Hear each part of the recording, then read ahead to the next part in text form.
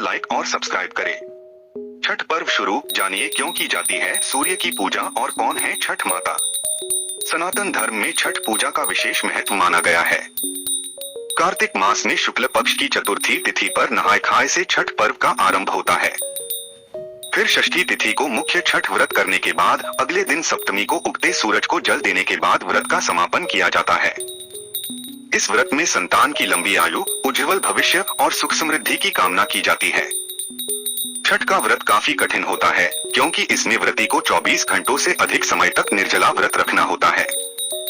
इस व्रत में मुख्य रूप से सूर्य देव और छठ माता की उपासना की जाती है और उगते व अस्त होते सूर्य को जल दिया जाता है। ऐसे में चलिए जानते हैं कि क्यों किया जाता है छठ पर सूर्य पूजन और कौन है छठ माता। मान्यता अनुसार छठ माता को ब्रह्मा की मानस पुत्री कहा जाता है।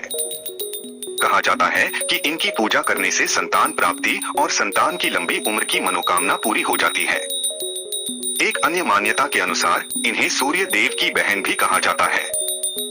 पौराणिक मान्यता के अनुसार छठ पर्व का आरंभ महाभारत काल के समय में माना जाता है। कर्ण का जन्म सूर्य देव के द्वारा दिए गए वरदान के कारण कुंती के गर्भ से हुआ था। यही कारण है कर्ण सूर्य पुत्र कहलाते हैं और सूर्य नारायण की कृपा से इनको कवच व कुंडल प्राप्त हुए थे व सूर्य देव के तेज और कृपा से ही ये तेजवान व महान योद्धा बने। कहा जाता है कि कर्ण भगवान सूर्य के परम भक्त थे और इस पर्व की शुरुआत सबसे पहले सूर्य पुत्र कर्ण ने ही सूर्य की पूजा करके की थी। कर्ण प्रतिदिन घंटों कमर तक पानी में खड़े रहकर सूर्य पूजा करते थे और उनको अर्घ्य देते थे।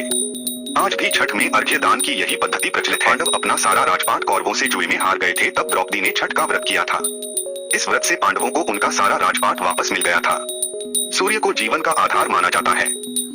रोजाना उगते सूर्य को जल देने से सेहत भी ठीक रहती है। जीवन में जल और सूर्य की महत्ता को देखते हुए छठ पर्व पर सूर्य को अर्घ्य दिया जाता है। इसके अलावा सूर्य को जल देने का ज्योतिष महत्व भी माना जाता है।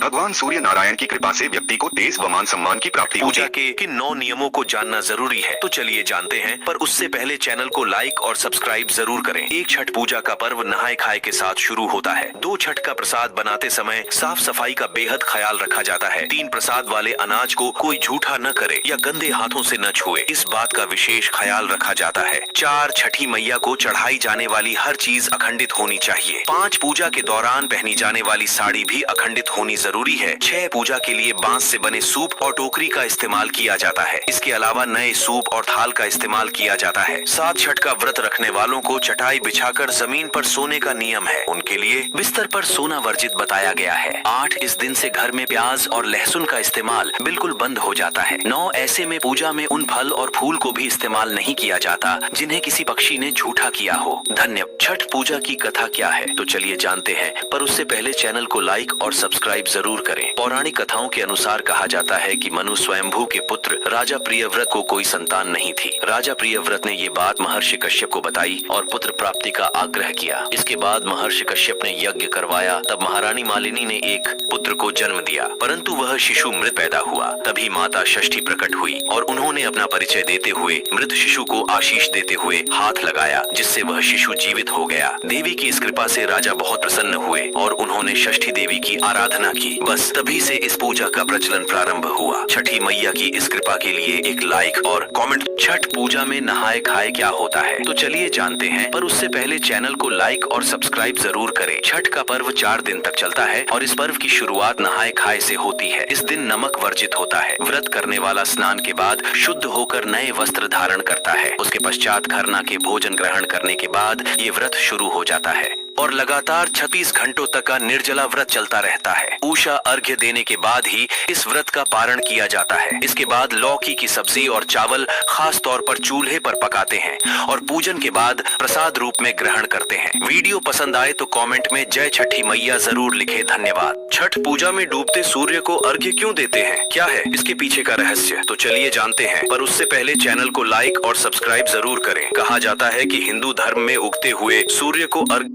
का विधान है। ऐसे में छठ पूजा वर्ष का एकमात्र ऐसा समय है जब डूबते हुए सूर्य को अर्घ्य दिया जाता है। शास्त्रों में बताया गया है कि छठ पूजा में पहले डूबते और बाद में दूसरे दिन उगते हुए सूर्य को अर्घ्य देने का यही संदेश है कि जो डूबा है उसका उदय होना भी निश्चित है। इसलिए विपरीत परिस्थितियों से घबराए नहीं, बल्कि उसका धैर्य पूर्वक सामना करते हुए अपना कर्म करें और अपने अच्छे दिनों के आने का इंतजार करें, क्योंकि समय कभी ठहरता नहीं। धन्यवाद। छठ पूजा के दिन क्या क्या करना चाहिए, आइए चलो जानते हैं। इससे पहले छठ मैया जो कोई भी आपके चरणों में लाइक एवं सब्सक्राइब समर्पित करें, उसके घर में कभी सुख समृद्धि और वैभव की कमी नहीं होने देना। चलो जानते हैं शुभ मुहूर्त। छठ पूजा के नहाय खाए कब है? महाभारत काल में द्रौपदी ने भी छठ पूजा की थी। खरना के दिन शाम में पूजा करने के बाद व्रती प्रसाद ग्रहण करते हैं और फिर लगातार 26 घंटे का निर्जला व्रत रखते हैं। छठ पूजा 2023 की प्रमुख तिथियां: 17 नवंबर को नहाय खाए किया जाएगा, 18 नवंबर को खरना मनाया जाएगा और ये 19 नवंबर तक चलेगा। जो कोई भी आपके चरणों में लाइक एवं सब्सक्राइब समर्पित करें, सुख समृद्धि और